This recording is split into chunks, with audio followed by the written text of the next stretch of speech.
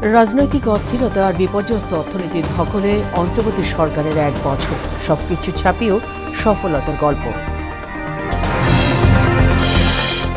জুলাই সনদের বাস্তবায়ন পদ্ধতি নির্ধারণে ফের দলগুলোর সঙ্গে বসবে ঐকমত্য কমিশন। স্বল্প সময়ের মধ্যেই উপযুক্ত সিদ্ধান্তে পৌঁছানোর আশা। টিউলিপের পর এবার ব্রিটিশ মন্ত্রিসভা থেকে পদত্যাগ করলেন বাংলাদেশি বংশোদ্ভূত রুশনারা। বাসা থেকে ভাড়াটিয়া বের করায় তীব্র সমালোচনা।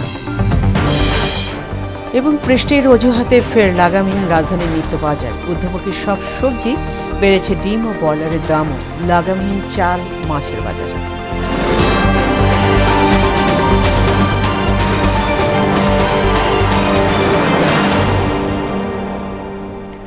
আসসালামু আলাইকুম, সবাইকে মোহনা সংবাদে স্বাগত। শুনছিলেন শিরোনাম, পুরো সংবাদের সঙ্গে আছি ফাতেমা রশিদ।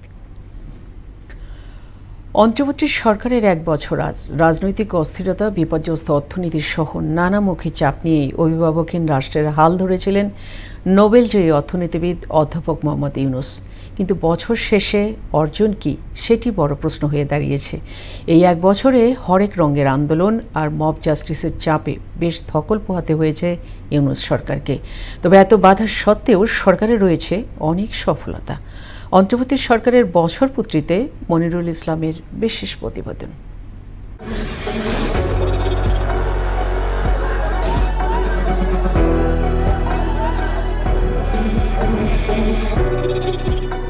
দেশ যখন অশান্ত, গণমানুষের চাপে সরকার প্রধান যখন দেশ ছাড়া, তখনই পররাষ্ট্রের হাল ধরেন প্রখ্যাত অর্থনীতিবিদ অধ্যাপক মোহাম্মদ ইউনূস। এটি সেই দিন যেদিনে যাত্রা শুরু হয় অন্তর্বর্তী সরকারের। রাষ্ট্রের রন্ধ্রে রন্ধ্রে যখন দুর্নীতি আর বৈষম্য নামক বিশ্ববাষ্পের নীল ছবল, হাজার হাজার কোটি টাকা লোপাট, ব্যাংকের ভল্ট খালি, উধাও বাক স্বাধীনতা আর লাগামহীন পণ্যমূল্য, ঠিক তখনই রাষ্ট্রের দায়িত্ব নেন অর্থনীতিবিদ ডক্টর ইউনূস। দায়িত্ব নিয়েই আন্দোলন সহ কঠিন চ্যালেঞ্জের মুখোমুখি হয় ইউনূস সরকার। তারপরও ঠান্ডা মাথায় এসব দুর্বৃত্তায়ন মোকাবেলা করেছে সরকার। এজন্য কখনো কঠোর হতে হয়েছে, কখনো আবার নমনীয়। এত সব কিছুর পরও দেশ গঠনে জুলাই ঘোষণাপত্র সরকারের বড় সাফল্য। অভ্যুত্থানের পর পুলিশ বাহিনী অকার্যকর এবং নিষ্ক্রিয় হয়ে পড়ে। নতুন আরেকটি অপসংস্কৃতি মব ভায়োলেন্সের উদ্ভব হয়, যার বলি শিকার 121 প্রাণ। মব ভায়োলেন্স, রাজনৈতিক প্রতিদ্বন্দ্বী ঘরবাড়ি আক্রমণ করা, তা লুটপাট করা, এগুলো কিন্তু আমাদের এখানে হয়েছে। উচ্চ মূল্যস্ফীতির কারণে সাধারণ মানুষের ক্রয় ক্ষমতা হ্রাস পেয়েছে। তবে শেষের দিকে কিছুটা নিয়ন্ত্রণে এসেছে মূল্যস্ফীতি। বিনিয়োগে স্থবিরতার কারণে প্রবৃদ্ধি হ্রাস পেয়েছে 4%। সার্বিক মূল্যস্ফীতি কিন্তু 8.5-এর নিচে নেমে এসেছিল, সেটা এখন আবার জুলাই মাসে সেটা 8.5-এর উপরে চলে গেছে। তবে কয়েকটি বিষয়ে অন্তর্বর্তী সরকারের অগ্রগতি আছে, যেমন বৈদেশিক মুদ্রার ভাণ্ডারের স্থিরতা, ব্যাংকিং ও পোশাক খাতে শৃঙ্খলা ফিরিয়ে আনা এবং এনবিআর পুনর্গঠন। তবে আর্থিক খাত ধ্বংসে দায়ীদের বিরুদ্ধে দৃশ্যমান ব্যবস্থা না নেয় হতাশা প্রকাশ করেন অর্থনীতিবিদ মাহফুজ কবির। মানুষের যেটা বিপুল আকাঙ্ক্ষা ছিল এই সরকারের কাছে, যে অন্তত এই দুর্নীতিবাজদের শাস্তির ব্যবস্থা করা, সেইটার আসলে কোন দিকে যাবে? একটা শুধুমাত্র যে জুলাই ঘোষণাপত্র, সেটা দিয়ে কিন্তু তেমন কিছু হয় না। কূটনীতিতে মোটামুটি সফল ইউনূস সরকার। বিশেষ করে নতজানো পররাষ্ট্র থেকে সরে নিজের জাত চিনিয়েছেন ডক্টর ইউনূস। আর রোহিঙ্গা প্রত্যাবাসনে সরকারের চেষ্টাকে ইতিবাচক হিসেবেই দেখছেন নিরাপত্তা বিশ্লেষক ইশফাক ইলাহি চৌধুরী। চীনের সাথে বাণিজ্য সম্পর্ক খারাপ হওয়ার ফলে কিছু কিছু ইনভেস্টমেন্ট চীন থেকে সরে আসতেছে, কিন্তু তারা বাংলাদেশে না এসে তারা ভিয়েতনাম, ইন্দোনেশিয়া, ফিলিপাইন্স, কম্বোডিয়া, এগুলো দেশে যাচ্ছে। এক বছরে অন্তর্বর্তী সরকারের পথ চলাই নতুন বাংলাদেশের স্বপ্নটি এখনো আশার আলো দেখাতে পারেনি। স্বপ্নটি বাস্তবায়নে স্থিতিশীলতা ও আইন শৃঙ্খলা পরিস্থিতি পুনঃপ্রতিষ্ঠা করাও জরুরি বলে মত দিয়েছেন তিনি। নির্বাচনের তারিখ ঘোষণা হয়েছে, সেটা কিন্তু একটা পজিটিভ, এবং সব রাজনৈতিক দলই এটাকে পজিটিভ ভাবে গ্রহণ করেছে। ইশফাক ইলাহি এখনো আশাবাদী, রাজনৈতিক ঐক্যমত্য, আইনের শাসন এবং অর্থনৈতিক ভিত্তি মজবুত করার মধ্য দিয়েই তৈরি হতে পারে নতুন বাংলাদেশ, যার স্বপ্ন দেখেছিল এদেশের মানুষ। সমাজের জন্য যে যা প্রয়োজন সেটাই আমাদের করা উচিত। মনিরুল ইসলাম, মোহনা সংবাদ, ঢাকা। জাতীয় সনদের উপর ভিত্তি করে নির্বাচন হবে কিনা তা নির্বাচন কমিশন নির্ধারণ করবে বলে জানিয়েছেন জাতীয় ঐকমত্য কমিশনের সহসভাপতি আলী রিয়াজ। জাতীয় সংসদের এলডি হলে আয়োজিত সংবাদ সম্মেলনে কথা বলেন তিনি। এ সময় জুলাই সনদের বাধ্যবাধকতা নিশ্চিত এবং বাস্তবায়নের পদ্ধতি নির্ধারণের জন্য রাজনৈতিক দলগুলোর সঙ্গে আবারও আলোচনায় বসা হবে বলে উল্লেখ করেন তিনি। সেই লক্ষ্যে কমিশন এই বিষয়ে বিশেষজ্ঞদের সঙ্গে আগামী সপ্তাহে আলোচনা করবে। এই প্রক্রিয়ায় স্বল্প সময়ের মধ্যেই একটি উপযুক্ত সিদ্ধান্তে পৌঁছানো সম্ভব হবে বলে আশা জানান আলী রিয়াজ। জুলাই সনদ বাস্তবায়নের প্রক্রিয়ার বিষয়ে আমরা বিশেষজ্ঞদের সাথে আলাপ করব, রাজনৈতিক দলগুলোর সাথে আলাপ করবো, যেটা আমরা বলেছি। এটা হচ্ছে একটা। দ্বিতীয় বিষয় সেটা হচ্ছে কেবলমাত্র একটা নির্বাচনী ফ্যাসিবাদী ব্যবস্থাকে পুনরুত্থান বন্ধ করতে পারবে না, সাংবিধানিকভাবে পারবে না। তার জন্য একাধিক ক্রমে প্রাতিষ্ঠানিক কাঠামোর পরিবর্তন প্রয়োজন, সাংবিধানিক বিধি ব্যবস্থার পরিবর্তন করা প্রয়োজন এবং নির্বাচনী ব্যবস্থাটাও পরিবর্তন করা প্রয়োজন। বিভিন্ন সরকারি সহায়তার পাশাপাশি শহীদ পরিবার এবং আহত জুলাই যোদ্ধাদের জন্য স্বাস্থ্যসেবা এবং ভাতা কার্যক্রম চালু রয়েছে বলে জানিয়েছেন শিল্প উপদেষ্টা আদিলুর রহমান খান। আজ চট্টগ্রাম নগরীর জুলাই স্মৃতি উদ্যান পার্ক পরিদর্শন শেষে কথা বলেন তিনি। উপদেষ্টা বলেন, জুলাই শহীদদের স্মরণে জুলাই স্মৃতি উদ্যানে একটি নান্দনিক স্মৃতিস্তম্ভ নির্মাণের পরিকল্পনা রয়েছে, যা প্রজন্ম থেকে প্রজন্ম জুলাই যুদ্ধের ইতিহাস এবং শহীদদের আত্মত্যাগের কথা স্মরণ করিয়ে দেবে। অধিকাংশই প্রথম ধাপের যেই সরকারি প্রতিশ্রুতি ছিল সেটা পেয়েছেন। আহতদেরকেও দেওয়া এ ক্যাটাগরির মধ্যে দেওয়া হয়েছে স্বাস্থ্য সেবা সহ, আর যে ভাতা রেগুলার ওইটারও ব্যবস্থা করা হচ্ছে। আমরা এমন জায়গায় এটা স্থাপন করতে চাই যেটা চিটংয়ের যারা শহীদ তাদের ব্যাপারে স্মৃতিটা অম্লান থাকে। ব্রিটেনের ক্ষমতাসীন লেবার সরকারের মন্ত্রিসভা থেকে পদত্যাগ করেছেন বাংলাদেশি বংশোদ্ভূত ব্রিটিশ এমপি রোশনারা আলী। শুক্রবার সামাজিক যোগাযোগ মাধ্যমে ফেসবুকে নিজের পদত্যাগপত্রের একটি ছবি প্রকাশ করেন তিনি। 2024 সালের নির্বাচনে লেবার পার্টির নিরঙ্কুশ জয়ের পর রোশনারাকে গৃহায়ন, কমিউনিটি এবং স্থানীয় সরকার মন্ত্রণালয়ের পার্লামেন্টারি প্রতিমন্ত্রীর দায়িত্ব দেওয়া হয়। সম্প্রতি পূর্ব লন্ডনের নিজস্ব টাউন হাউস থেকে 4 জন ভাড়াটিয়াকে বের করে দেওয়ার অভিযোগ ওঠে রোশনারার বিরুদ্ধে। এ নিয়ে সমালোচনার মুখে মন্ত্রিত্ব ছাড়ার ঘোষণা দেন তিনি। রাজধানী ঢাকা সহ সারা দেশে সকাল থেকে বৃষ্টি হচ্ছে। এর মধ্যে 3 বিভাগের কোনো কোনো স্থানে ভারী বর্ষণের সম্ভাবনার কথা জানিয়েছে আবহাওয়া অধিদপ্তর। মৌসুমী বায়ু বেশি সক্রিয় হয়ে ওঠায় বৃষ্টি বেড়েছে বলে জানিয়েছেন আবহাওয়াবিদ আবুল কালাম মল্লিক। তবে রাজধানীতে দুপুরের পর থেকে তা একটু কমে আসতে পারে বলেও জানান তিনি। একই সঙ্গে ঢাকা, খুলনা ও বরিশাল বিভাগের অধিকাংশ স্থানে এবং চট্টগ্রাম, সিলেট, ময়মনসিংহ, রংপুর, রাজশাহী বিভাগের কিছু কিছু স্থানে আজ বজ্রসহ বৃষ্টি হতে পারে বলেও আভাস দেন এই আবহাওয়াবিদ।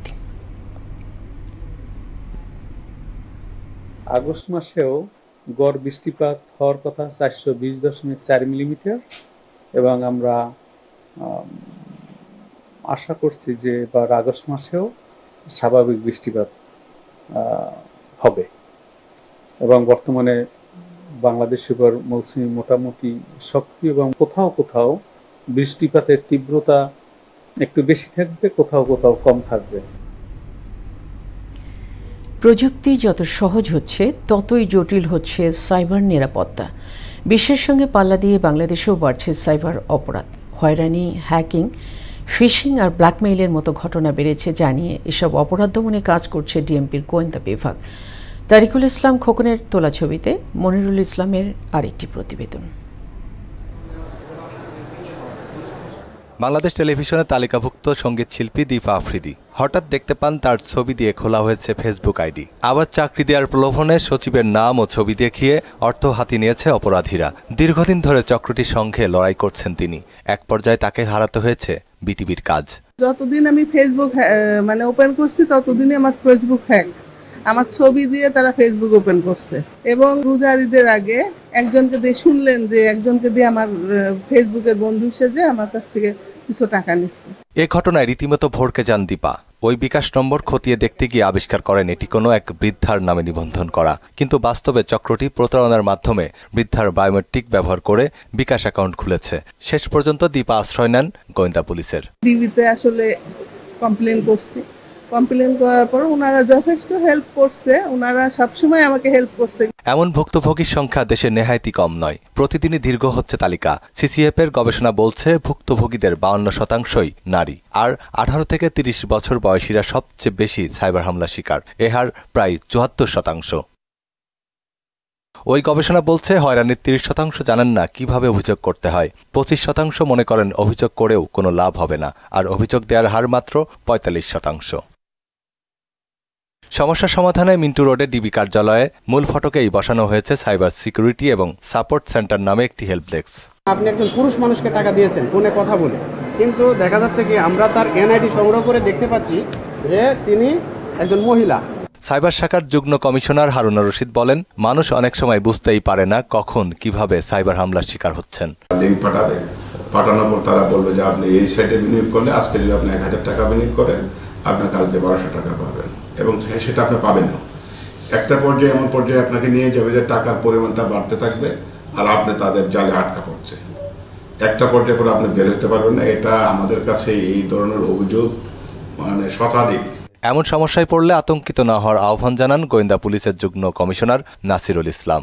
ছোট্ট পরিসরে হেল্প ডেস্ক করেছি, ভুক্তভোগী যারা আছেন সাইবার সংক্রান্ত বিভিন্ন ধরনের সহযোগিতা যাদের প্রয়োজন হয় তারা এখানে আসেন। আসার পর ইনিশিয়ালি আমাদের এখানে যে অফিসার থাকেন তারা তাদের কথা ধৈর্য সহকারে শুনেন, শোনার পরে সেই অনুযায়ী তাদেরকে পরবর্তী করণীয়টা কি হবে, অর্থাৎ আমাদের কোন অফিসারের সাথে কথা বলতে হবে, কিভাবে সেটা সেবাটা পাবে, তাৎক্ষণিকভাবে তাকে সেই ব্যবস্থাপনাটা করেন।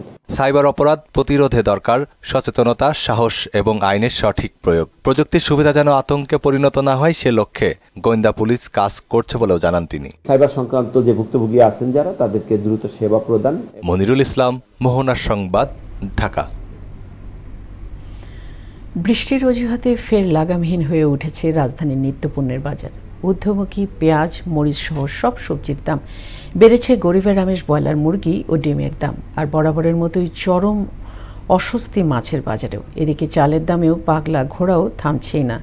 বাজার ঘুরে আরও জানাচ্ছেন উষা ফেরদৌস। রাজধানীর বাজারে হঠাৎই বেড়ে গেছে পেঁয়াজের দাম। 15 থেকে 20 টাকা বেড়ে কেজি প্রতি বিক্রি হচ্ছে 80 থেকে 85 টাকায়।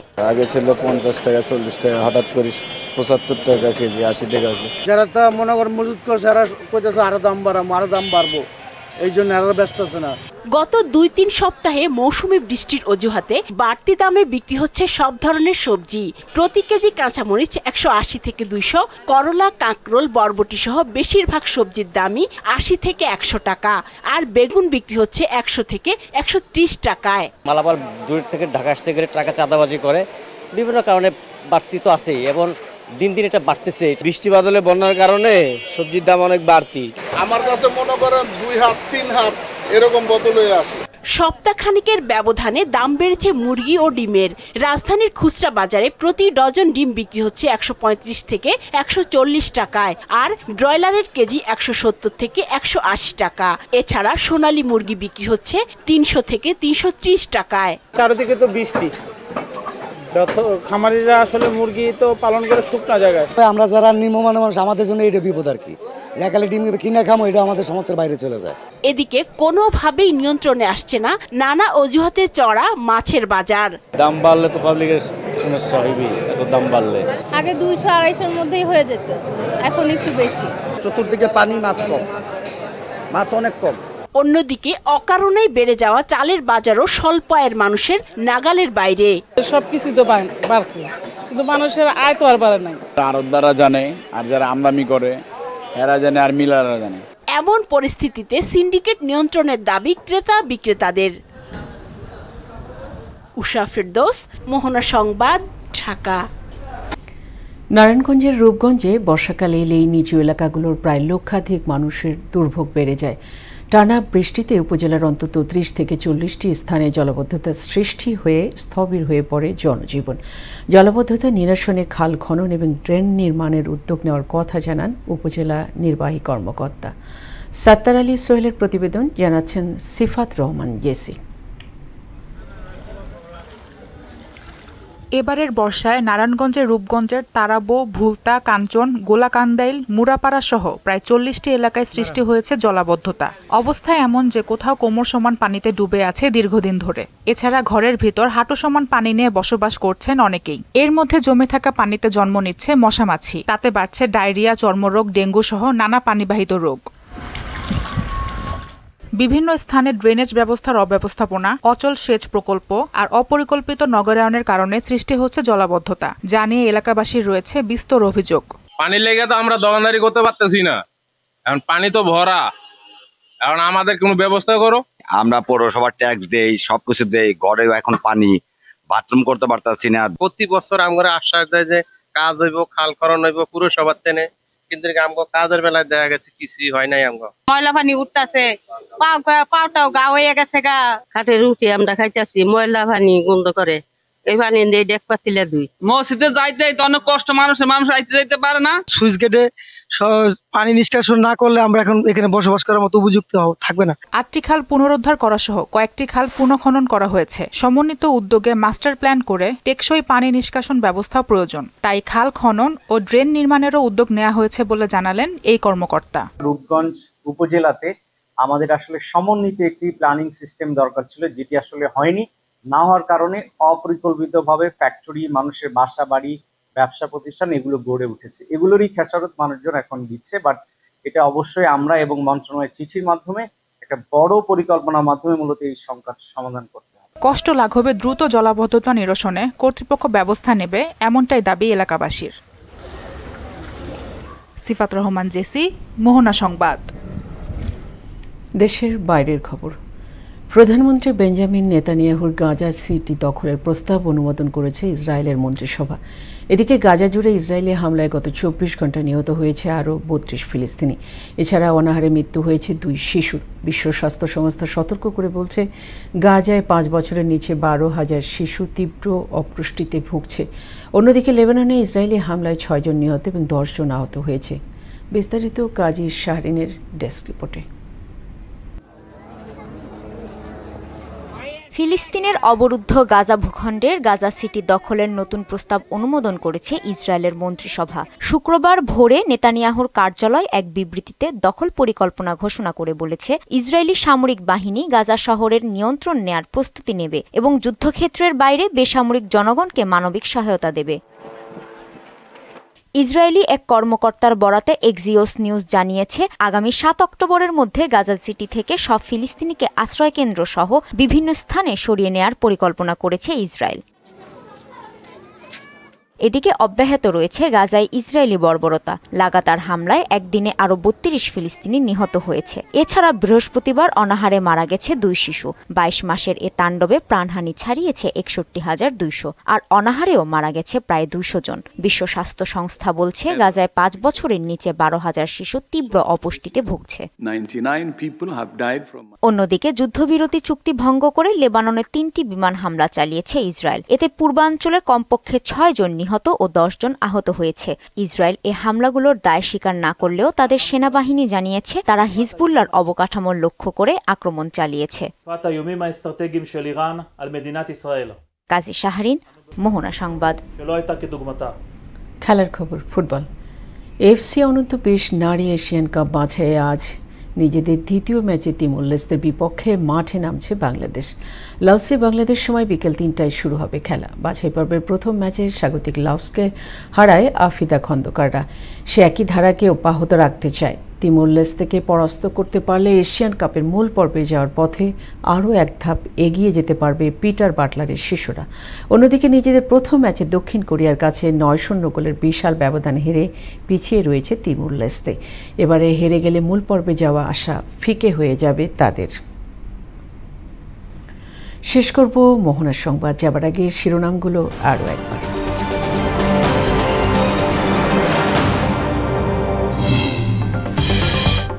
রাজনৈতিক অস্থিরতা আর বিপর্যস্ত অর্থনীতির ধকলে অন্তর্বর্তী সরকারের 1 বছর, সবকিছু ছাপিয়েও সফলতার গল্প। জুলাই সনদের বাস্তবায়ন পদ্ধতি নির্ধারণে ফের দলগুলোর সঙ্গে বসবে ঐক্যমত্য কমিশন। স্বল্প সময়ের মধ্যেই উপযুক্ত সিদ্ধান্তে পৌঁছার আশা। টিউলিপের পর এবার ব্রিটিশ মন্ত্রিসভা থেকে পদত্যাগ করলেন বাংলাদেশি বংশোদ্ভূত রুশনারা। বাসা থেকে ভাড়াটিয়া বের করায় তীব্র সমালোচনা।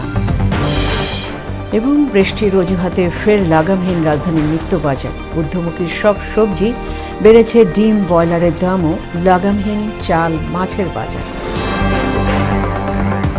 এই ছিল মোহনার সংবাদে। পরবর্তী সংবাদ বিকেল 5:30টায়। এর আগে বিকেল 3টায় দেখবেন সংবাদ এক নজরে। মোহনার সবশেষ খবর জানতে ভিজিট করুন www.mohna.tv। সংবাদ দেখতে পারেন ফেসবুকে, ইউটিউবে। এতক্ষণ সঙ্গে থাকার জন্য সবাইকে ধন্যবাদ।